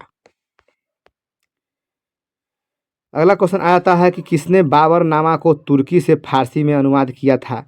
तो वह था अब्दुल रहीम खान ए खाना। देखिएगा तुर्की से फारसी भाषा में कौन लाया? तो अब्दुल रहीम खान ए खाना। नेक्स्ट आता है बीरबल किसके नवरत्नों में शामिल था? तो अकबर के नवरत्नों में। बीरबल के बचपन का नाम क्या था? महेश दास। अगला आता है शेख मोइनुद्दीन चिश्ती कहिए या ख्वाजा मोइनुद्दीन चिश्ती की दरगाह अजमेर में है, जो राजस्थान में है। कहाँ है? अजमेर में। तो ख्वाजा मोइनुद्दीन चिश्ती की दरगाह अजमेर में है। अगला देखते हैं ताजमहल का निर्माण किसने करवाया था? शाहजहाँ ने। ताजमहल जो है यमुना नदी के तट पर स्थित है, आगरा में। कहाँ? आगरा। और यह जो ताजमहल है मुमताज़ के याद में बनवाया था। तो ताजमहल एक तरह का क्या है? कब्र है। और शाहजहाँ जो है मुमताज़ को बेहद प्रेम करते थे, और ये इनकी पत्नी थी मुमताज़ शाहजहाँ की। इसके याद में ताजमहल बनवाते हैं। अगला देख लेते हैं हम लोग दीवान अशरफ का क्या अर्थ है? तो राजस्व विभाग का अध्यक्ष। राजस्व विभाग का अध्यक्ष होता है दीवान अशरफ, जो मुगल काल में होता था पद। अगला आता है अकबर के दरबार का प्रसिद्ध गायक कौन था? तो तानसेन। कौन था? तानसेन। अगला क्वेश्चन देखेंगे विजयनगर साम्राज्य की स्थापना कब हुई थी? तो 1336 ईस्वी में। 1336 ईस्वी में विजयनगर साम्राज्य की स्थापना हुई थी, जिसकी स्थापना जो है दो भाई हरिहर तथा बुक्का ने की थी। तो क्वेश्चन भी है कि विजयनगर साम्राज्य की स्थापना किसने की थी? तो हरिहर तथा बुक्का नामक दो भाइयों ने। ये दोनों संगम वंश के राजा थे। क्वेश्चन है कि विजयनगर के शासकों ने अपने आप को क्या कहा? राय। राय का मतलब होता है राजा। तो दक्षिण भारत में जो है राजा को राय बोला जाता था, इसलिए इसका जो है विजयनगर का प्रतापी महानतम शासक जो है कृष्णदेव राय हुए। क्वेश्चन आता है हम लोग का कि विजयनगर के महानतम शासक कौन थे? तो कृष्णदेव राय। अगला क्वेश्चन आ गया, विजयनगर की स्थापना किस वंश के राजा ने किया? तो संगम वंश, यानी हरिहर और बुक्का किस वंश के राजा हुए? संगम वंश के। तो मतलब विजयनगर की स्थापना पहला कौन वंश किया? तो वो संगम वंश ही था, संगम वंश। अगला आता है कि गोपुरम का संबंध किससे है? तो मंदिर से। मंदिर के प्रवेश द्वार को गोपुरम बोला जाता था। अगला आता है, हम्पी किस राज्य से संबंधित है? तो विजयनगर, विजयनगर से। विजयनगर की पहचान जो है हम्पी के रूप में की गई है। अगला आता है, विजयनगर के प्राचीनतम साक्ष्य कहाँ मिले हैं? तो हम्पी में ही मिले हैं। कहाँ मिले हैं? हम्पी में। आगे देखेंगे, विजयनगर साम्राज्य किस नदी के किनारे स्थित था? तो यह तुंगभद्रा नदी के किनारे विजयनगर साम्राज्य स्थापित था। अगला समझेंगे, कृष्णदेवराय किस वंश के शासक थे? तो तुलुवा वंश, तुलुवा वंश के ये शासक थे। कौन? कृष्णदेव राय। आगे जानते हैं, विजयनगर साम्राज्य पर कितने वंशों ने शासन किया? तो 4 वंशों ने क्रमशः शासन किया, जिसमें पहला था संगम वंश, दूसरा था सालुवा वंश, तीसरा था तुलुवा वंश और चौथा और अंतिम आरविडू वंश था, आरविडू वंश। और ये तुलुवा वंश के ही शासक कौन हुए? कृष्णदेव राय। और संगम वंश के राजा हुए थे हरिहर, और उसका बाद वाला भाई छोटा बुक्का जो राज किया। नेक्स्ट समझ लेंगे हम लोग, सर्वप्रथम विजयनगर की यात्रा पर आने वाला विदेशी यात्री कौन था? तो वो था निकोली कोंटी, जो इटली से चलकर आया था, इटली का यात्री था। तो निकोली कोंटी जो है सर्वप्रथम विजयनगर की यात्रा पर आने वाला विदेशी यात्री था। गोपुरम का संबंध या गोपुरम से आप क्या समझते हैं? तो मंदिर के प्रवेश द्वार। गोपुरम का अर्थ क्या होता है? मंदिर का प्रवेश द्वार। अगला समझेंगे, हम्पी किस राज्य से संबंधित है? तो विजयनगर से, विजयनगर से। हम्पी किस राज्य से संबंधित है? विजयनगर से। अगला आता है, प्रसिद्ध विरूपाक्ष मंदिर कहाँ है? तो हम्पी में है। अगला समझेंगे, आयंगर व्यवस्था किस साम्राज्य से संबंधित थी? तो विजयनगर साम्राज्य से। आयंगर व्यवस्था, आयंगर व्यवस्था किस साम्राज्य से संबंधित थी? तो विजयनगर साम्राज्य से। आगे समझेंगे, विजयनगर के विध्वंस मतलब नाश के बाद, विध्वंस के बाद उसकी पहचान किस रूप में की गई? हम्पी के नाम से की गई। किस नाम से? हम्पी के नाम से। आगे जानेंगे, आप पूरा इसका जो है तोड़ मरोड़ का पूरा हमने जितना भी क्वेश्चन बन सकता है हमने आपको पढ़ाया। कोई भी विजयनगर से क्वेश्चन आपसे छूटने वाला अब नहीं है। आगे समझ लेंगे, निम्न में कौन, यहाँ समझे कौन महिला रहस्यवादी संत थी? ऐसे क्वेश्चन रहेगा कि निम्न में कौन महिला रहस्यवादी संत है थी? तो रबिया, रबिया याद रखिएगा, रहस्यवादी महिला संत रबिया थी। आगे जानते हैं, पुष्टि मार्ग का जहाज किसे कहा जाता है? वल्लभाचार्य, वल्लभाचार्य को पुष्टि मार्ग का जहाज कहा जाता है, जिनका जन्म काशी अर्थात वाराणसी में हुआ था। वाराणसी का ही प्राचीन नाम काशी है और यही काशी में वल्लभाचार्य का जन्म हुआ था। वल्लभाचार्य का जन्म कहाँ हुआ था? काशी में। या ऑप्शन में वाराणसी भी हो सकता है, अपना कॉमन सेंस का ध्यान रखेंगे। अगला क्वेश्चन पढ़ते हैं कि सिख धर्म का के प्रवर्तक कौन थे? तो गुरु नानक देव। गुरु नानक देव ने सिख धर्म का स्थापना किए, चलाए, शुरुआत किए। अगला जानते हैं कि अब्दुल रज्जाक, अब्दुल रज्जाक किस देश का यात्री था? तो यह जो ईरान का था, ईरान का, ईरान से चलकर भारत आया था, भारत घूमने, भारत को जानने। आगे जानते हैं हम लोग, 3 समुद्र पार की यात्रा, 3 समुद्र पार की यात्रा किसका यात्रा वृत्तांत है? तो यह जो अफसाने निकेतन का है। यह रूस का यात्री था, रूस का यात्री था कौन? अफसाने निकेतन, जिसका पुस्तक है यात्रा वृत्तांत के नाम है 3 समुद्र पार की यात्रा। आगे जान लेते हैं हम लोग, हम्पी को यूनेस्को द्वारा विश्व पुरातत्व स्थल किस वर्ष घोषित किया गया? तो 1986 में, 1986 में हम्पी को यूनेस्को ने विश्व धरोहर के रूप में घोषित कर दिया। कब? 1986, 1986 में। आगे जान लेते हैं, कराइकल नामक महिला किसकी भक्त थी? तो पहले ही हमने आपको बता रखा है, शिव का, कराइकल शिव। और अंडाल जो है किसकी भक्त थी? तो विष्णु की भक्त थी। आगे जानते हैं, रामानंद ने किसे अपना गुरु बनाया? यानी रामानंद के गुरु का नाम क्या था? तो राघवानंद, राघवानंद। रामानंद के गुरु जी के नाम क्या था? राघवानंद। तो रामानंद ने किसे अपना गुरु बनाया? राघवानंद को। आगे जान लेते हैं कि रैदास तथा कबीर किसके शिष्य थे? तो रामानंद के शिष्य थे। रामानंद के 12 शिष्य थे, जिसमें रैदास और कबीर भी मुख्य थे। और रामानंद ने हर जाति के लोगों को अपना शिष्य बनाया। तो रैदास किसके शिष्य थे? रामानंद के। रामानंद पूछ सकता है कि रैदास के गुरु कौन थे?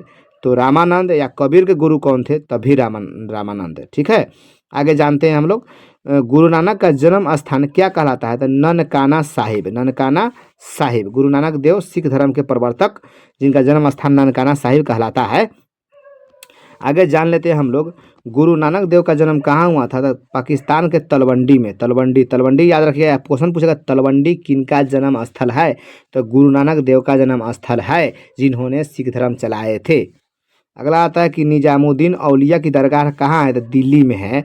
और शेख मोइनुद्दीन चिश्ती की दरगाह जो है अजमेर में है, जबकि निजामुद्दीन औलिया की दरगाह दिल्ली में है। निजामुद्दीन औलिया की दरगाह दिल्ली में, ध्यान से रखिएगा एकदम इसको अपने दिमाग में। आगे आ गया कि उत्तर भारत में भक्ति आंदोलन का आरंभ किस संत ने शुरू किया, रामानंद सागर जो है, रामानंद हुए, कौन, सागर नहीं हुआ, अलग आदमी हुए, रामानंद ने है उत्तर भारत में भक्ति आंदोलन के जो एकदम ब्यार बहा दिए, बाढ़ ला दिए, जो दक्षिण भारत से लाए थे।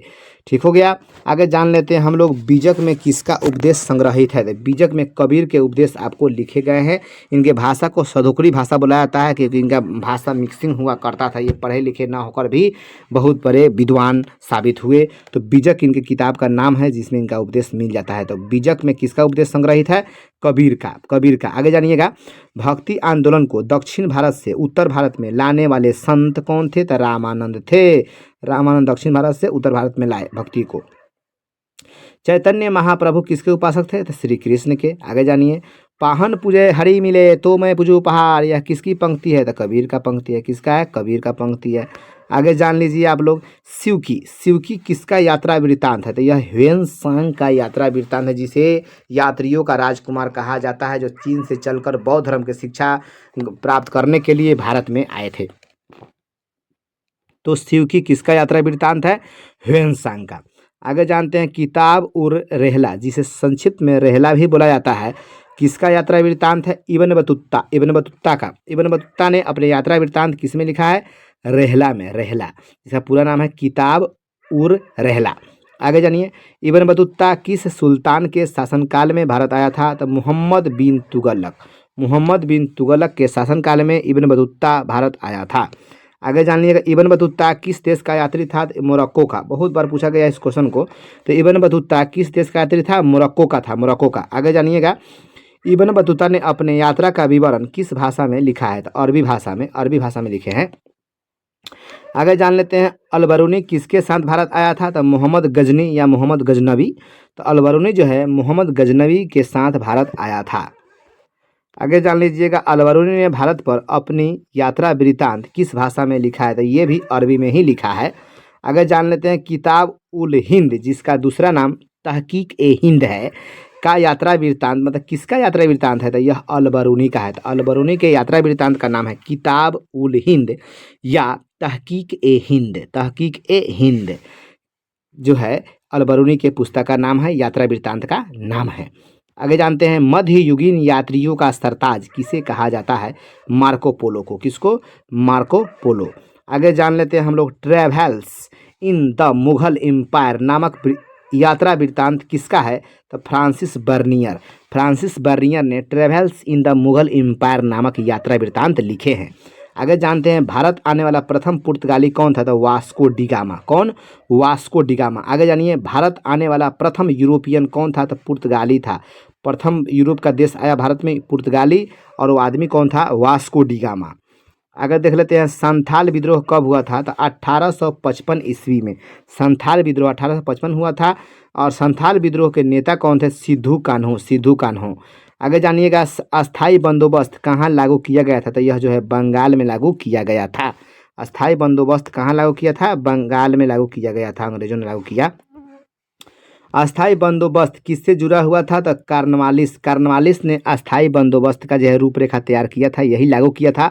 अतः यह जो किस वायसराय से जुड़ा हुआ है, तो कार्नवालिस से, कार्नवालिस। आगे जानते हैं कि इंग्लिश ईस्ट इंडिया कंपनी की स्थापना कब हुई, तो 1600 ईस्वी में। 1600 ईस्वी में इंग्लिश ईस्ट इंडिया कंपनी की स्थापना हुई थी।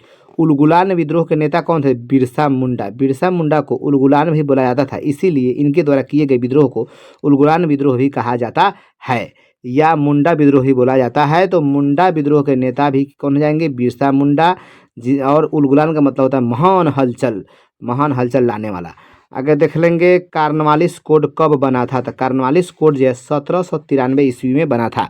कार्नवालिस कोड 1793 ईस्वी में बना था। प्लासी का युद्ध कब हुआ, 1757, 100 साल बाद हुआ था, 1857। ध्यान रखिएगा, जिसने अंग्रेजों को हिला डुलाकर रख दिया था। और 1757 में अंग्रेज भारत को हिला डुला कर रख दिए थे और 1857 में खुद हिल डुल गया। होश में रखिएगा थोड़ा टेक्निक लगाकर। तो प्लासी का युद्ध कब हुआ था? 1757 में। आगे जानते हैं कि बंगाल का प्रथम गवर्नर जनरल कौन था? तो वह जो था वारेन हेस्टिंग्स। Warren Hastings. आगे देख लेंगे हम लोग दामिन ई कोह। दामिन ई कोह क्या था? तो यह एक प्रकार का भूभाग था, जमीन का टुकड़ा था जो अंग्रेजों द्वारा संथालों को दी गई जमीन थी, उसी को दामिन ई कोह कहा जाता था। ध्यान रखिए, तो दामिन ई कोह क्या है? एक प्रकार का भूभाग है, जमीन का हिस्सा है। रैयत का अर्थ क्या होता है? कृषक जनता, खेत करने वाली जनता को रैयत बोला जाता था। आगे आ गया किसको बंगाल तथा बिहार में अस्थाई बंदोबस्त शुरू करने का श्रेय दिया जाता है? तो वह लॉर्ड कॉर्नवालिस था। लॉर्ड कॉर्नवालिस ने बंगाल में अस्थाई बंदोबस्त जो है लागू किया, बंगाल और बिहार में। आगे देखिएगा दक्कन दंगा कब गठित हुआ? दक्कन दंगा आयोग कब गठित हुआ? तो 1875 ईस्वी में। आगे जानिए 1857 की क्रांति का प्रतीक चिन्ह क्या था? कमल और चपाटी। चपाटी की जगह पर रोटी भी हो सकता है, कमल और रोटी। आगे देखते हैं हम लोग 1857 की क्रांति कब हुई थी?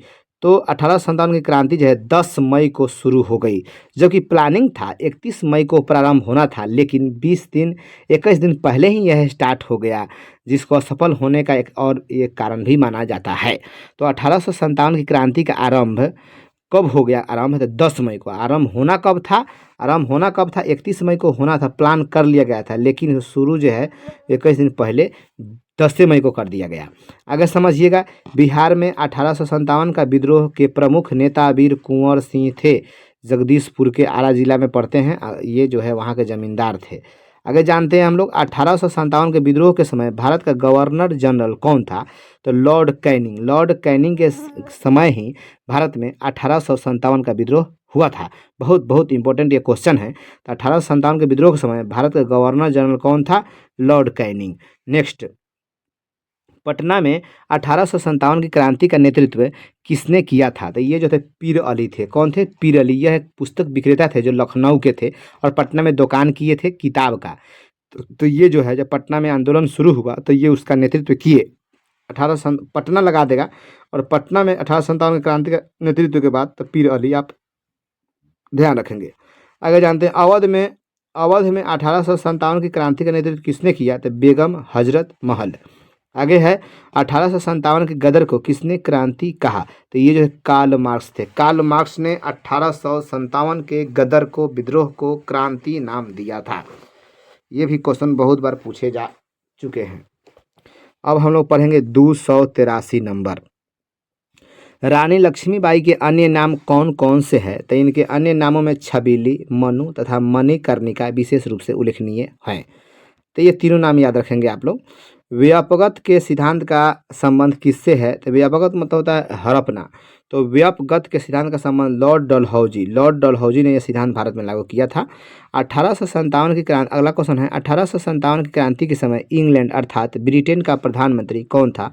तो वह जो पार्मस्टन था। पार्मस्टन। जब भारत में 1857 क्रांति चल रही थी उस समय इंग्लैंड के प्रधानमंत्री पार्मस्टन हुआ करते थे।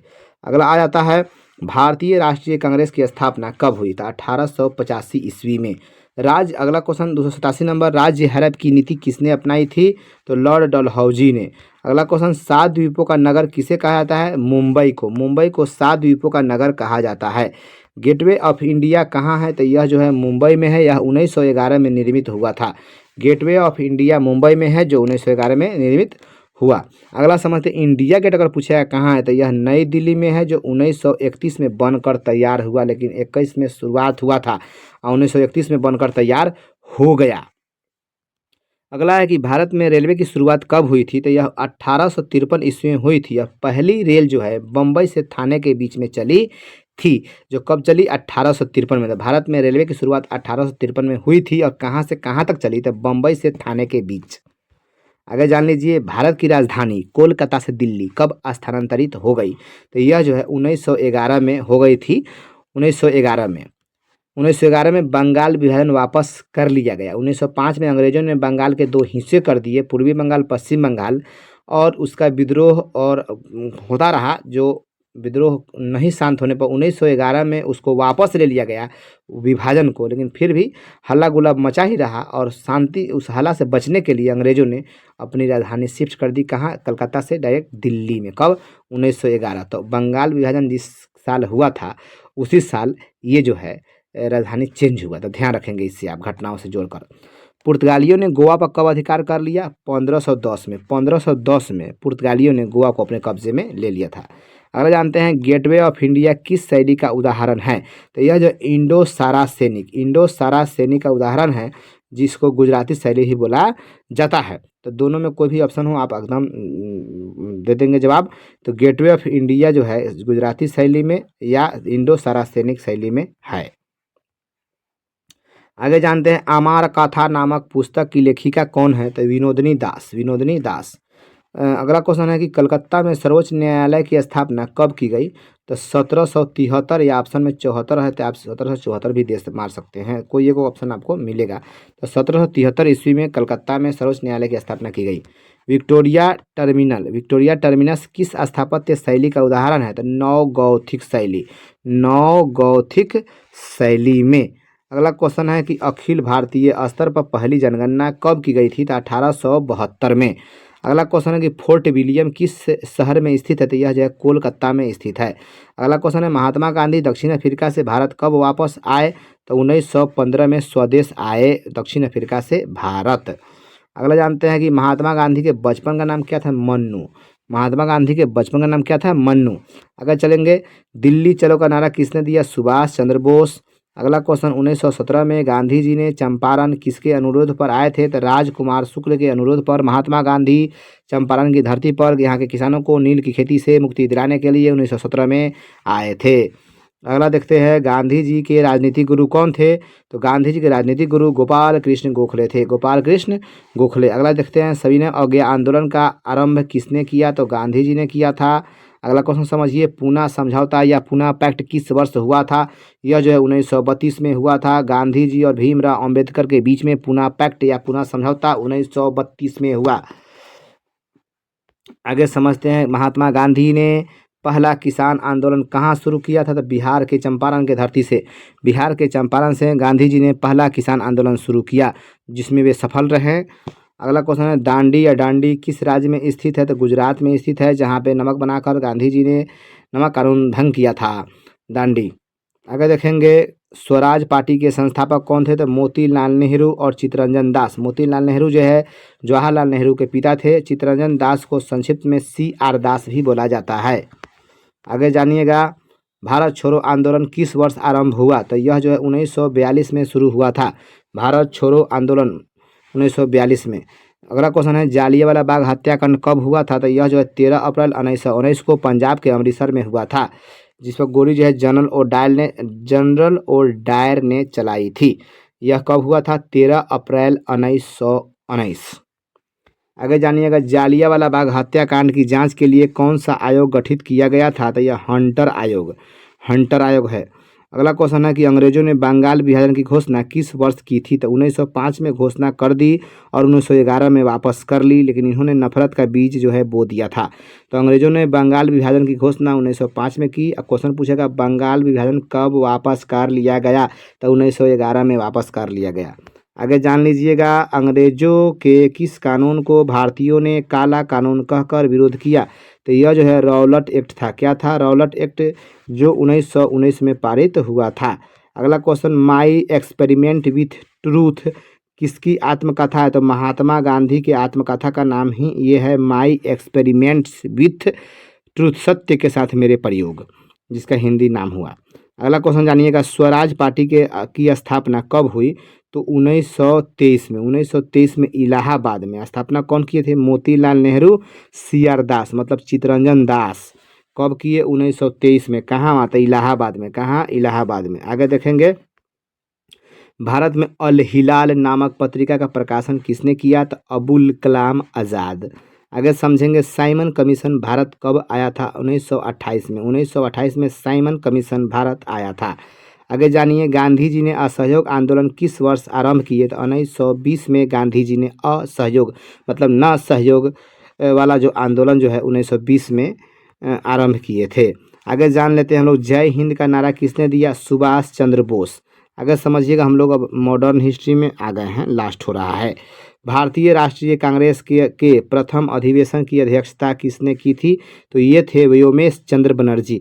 भारतीय राष्ट्रीय कांग्रेस के प्रथम अधिवेशन की अध्यक्षता कौन किए? व्योमेश चंद्र बनर्जी। अगला क्वेश्चन जान लेते हैं, भारतीय राष्ट्रीय कांग्रेस की प्रथम महिला अध्यक्ष कौन थी? तो ये जो थी एनी बेसेंट थी, जो विदेशी थी, लेकिन कांग्रेस की यानी भारतीय राष्ट्रीय कांग्रेस की प्रथम भारतीय महिला पूछेगा तो सरोजनी नायडू बोलिएगा। भारतीय लग जाएगा तो सरोजनी नायडू, भारतीय नहीं लगे, ऑप्शन में ये ना रहे तो आपका एनी बेसेंट रहेगा। तो भारतीय राष्ट्रीय कांग्रेस की प्रथम महिला अध्यक्ष कौन थी? Annie Besant. और भारत की प्रथम महिला भारतीय अध्यक्ष पूछेगा, सॉरी, कांग्रेस की प्रथम भारतीय महिला तो सरोजनी नायडू। क्वेश्चन आगे समझेंगे, भारतीय राष्ट्रीय कांग्रेस के संस्थापक कौन थे? ए ओ ह्यूम। ए ओ ह्यूम जो विदेशी थे। भारतीय राष्ट्रीय कांग्रेस के संस्थापक ए ओ ह्यूम थे। आगे जान लेते हैं, मुस्लिम लीग की स्थापना किस वर्ष हुई? 1906 में ढाका, बांग्लादेश के ढाका में, जो वर्तमान में बांग्लादेश की राजधानी है। आगे समझिएगा, पाकिस्तान शब्द किसने दिया? तो चौधरी रहमत अली, जो यहाँ जो है एक प्रकार का स्टूडेंट था और इन्होंने पाकिस्तान शब्द जो है दिया था, चौधरी रहमत अली। आगे देख लेंगे, सुभाष चंद्र बोस ने कहाँ पर आज़ाद हिंद फौज का गठन किया था? तो ये जो थे सिंगापुर में गठन किए थे। अगला क्वेश्चन जानिए, स्वतंत्र भारत के प्रथम गवर्नर जनरल कौन थे? Lord Mountbatten. अगला क्वेश्चन, स्वतंत्र भारत के प्रथम भारतीय गवर्नर जनरल तो सी राजगोपालाचारी। भारतीय लग जाएगा तो क्या हो जाएगा? सी राजगोपालाचारी। इसके बाद जो है कोई दूसरा भारतीय नहीं बना, इस पद को खत्म कर दिया गया, अतः अंतिम यही रह गए और प्रथम भारतीय भी यही रह गए। तो स्वतंत्र भारत का अंतिम गवर्नर जनरल कौन था? तो सी राजगोपालाचारी। अगला आता है, फॉरवर्ड ब्लॉक की स्थापना किसने की? तो सुभाष चंद्र बोस ने 1939 में। 1939 में सुभाष चंद्र बोस ने फॉरवर्ड ब्लॉक की स्थापना की थी। आगे जानिएगा, भारत के संविधान के पिता किसे कहा जाता है? तो डॉक्टर भीमराव अंबेडकर को। डॉक्टर बी आर अम्बेडकर को संविधान का पिता कहा जाता है, जिन्होंने संविधान लिखा था। आगे जानेंगे हम लोग, स्वतंत्र भारत के प्रथम राष्ट्रपति कौन थे? तो डॉक्टर राजेंद्र प्रसाद। अगला समझिए, भारत किस वर्ष गणतंत्र बना? 1950 में, जब संविधान लागू हो गया। अगर समझ लेते हैं, स्वतंत्र भारत के प्रथम गृह मंत्री कौन थे? सरदार वल्लभ भाई पटेल, जिन्हें लौह पुरुष भी बोला जाता है, आयरन मैन बोला जाता है। आगे जानेंगे हम लोग, भारत के संविधान को पूरे देश में कब लागू कर दिया गया? तो 26 जनवरी 1950 को पूरे देश में संविधान लागू हो गया। आगे समझेंगे, भारत का संविधान कब लिखकर तैयार हुआ था? तो 26 नवंबर 1949 को संविधान लिखकर तैयार हुआ था। इसीलिए प्रतिवर्ष 26 नवंबर को संविधान दिवस के रूप में मनाया जाता है। भारत के संविधान के निर्माण होने में कितना समय लगा? मतलब संविधान के निर्माण में कितना समय लगा था? 2 बरस 11 महीना 18 दिन। 2 वर्ष 11 माह 18 दिन समय लगा। आगे जानिएगा, संविधान सभा की प्रारूप समिति का अध्यक्ष कौन थे? तो भीमराव अंबेडकर। प्रारूप समिति के अध्यक्ष कौन थे? भीमराव अंबेडकर। आगे जान लीजिएगा, इस क्वेश्चन को बहुत बार पूछा गया है, इसलिए अच्छा से याद रखिएगा। 339 नंबर क्वेश्चन समझिएगा, संविधान सभा की संचालन समिति के अध्यक्ष कौन थे? तो राजेंद्र प्रसाद। संचालन समिति के अध्यक्ष राजेंद्र प्रसाद। आगे जानिए, पाकिस्तान का पहला प्रधानमंत्री जो है कौन बना था? तो वो था लियाकत अली। कौन था? लियाकत अली। आगे जानिए, प्रतिवर्ष संविधान दिवस कब मनाया जाता है? तो 26 नवंबर को, क्योंकि इस दिन संविधान लिखकर तैयार हो गया था। आगे जान लेते हैं, संविधान सभा का अस्थायी अध्यक्ष किसे चुना गया था? तो अस्थायी अध्यक्ष डॉक्टर सच्चिदानंद सिन्हा को चुना गया था। आगे जान लीजिएगा, संविधान सभा का अस्थायी अध्यक्ष किसे चुना गया? तो राजेंद्र प्रसाद को अस्थायी और अस्थायी सच्चिदानंद सिन्हा को। आगे जान लीजिए, स्वतंत्र भारत के प्रथम राष्ट्रपति कौन बने? तो डॉक्टर राजेंद्र प्रसाद ही बने, जो बिहार के थे, बिहार के जीरादेई के। आगे जान लेंगे हम लोग, शिक्षा को किस सूची में रखा गया? तो समवर्ती सूची में रखा गया। यह पॉलिटिकल का प्रश्न भी है। आगे जान लेते हैं, सिख धर्म में खालसा पंथ की स्थापना किसने की? तो ये जो सिखों के 10वें और अंतिम गुरु गुरु गोविंद सिंह ने खालसा पंथ की स्थापना की, जो सिखों के 10वें गुरु और अंतिम गुरु भी हुए। इन्होंने गुरु परंपरा उसके बाद ख़त्म कर दिया और कह दिया कि सब कोई गुरु ग्रंथ साहिब को ही अपना गुरु मानेगा। अगर समझते हैं 347 नंबर, पंचतंत्र नामक पुस्तक के लेखक कौन है? तो ये जो है विष्णु शर्मा है। कौन है? विष्णु शर्मा। नेक्स्ट पढ़ते हैं हम लोग, रामचरितमानस के लेखक कौन है? तुलसीदास। तो रामचरितमानस कहेगा तो तुलसीदास, और रामायण कहेगा तो महर्षि वाल्मीकि। तो रामायण के लेखक कौन? महर्षि वाल्मीकि, जबकि रामचरितमानस के तुलसीदास। आगे जानिए, मेघदूत तथा अभिज्ञान शाकुंतलम के लेखक कालिदास। कालिदास मेघदूत और अभिज्ञान शाकुंतलम के लेखक है। इसके अलावा उन्होंने रघुवंशम भी लिखे हैं। अगला क्वेश्चन है हम लोग का, किन्हें पंजाब केसरी कहा जाता है? तो लाला लाजपत राय को पंजाब केसरी के नाम से जाना जाता है, जबकि डॉक्टर श्री कृष्ण सिंह को जो है बिहार केसरी के नाम से जाना जाता है, जो बिहार के पहले मुख्यमंत्री थे। आगे जानिएगा, किन्हें देश बंधु कहा जाता है? तो देश बंधु चित्तरंजन दास को कहा जाता है, जिसका संक्षिप्त नाम CR दास भी प्रचलित है। अगर जानते हैं हम लोग, ब्रह्मा समाज की स्थापना कौन किए थे? ब्रह्मा समाज की स्थापना राजा राम मोहन राय ने किए थे, जो बंगाल कोलकाता में किए थे। राजा राम मोहन राय बहुत बड़े समाज सुधारक थे। तो ब्रह्मा समाज की स्थापना कौन किए? राजा राम मोहन राय। किन्हें सीमांत, अगला क्वेश्चन है, किन्हें सीमांत गांधी कहा जाता है? तो खान अब्दुल गफ्फार खान को सीमांत गांधी कहा जाता है। अगला क्वेश्चन है 355 नंबर, किन्हें शहीद ए आजम कहा जाता है? तो शहीद ए आजम भगत सिंह को कहा जाता है। हमने आपको 355 प्रश्न पढ़ाया, जो आपके बोर्ड एग्जाम में इसी में से सभी ऑब्जेक्टिव क्वेश्चन रहेंगे। जो जितना बार पढ़ेगा उतना ही ज़्यादा नंबर उठा पाएगा।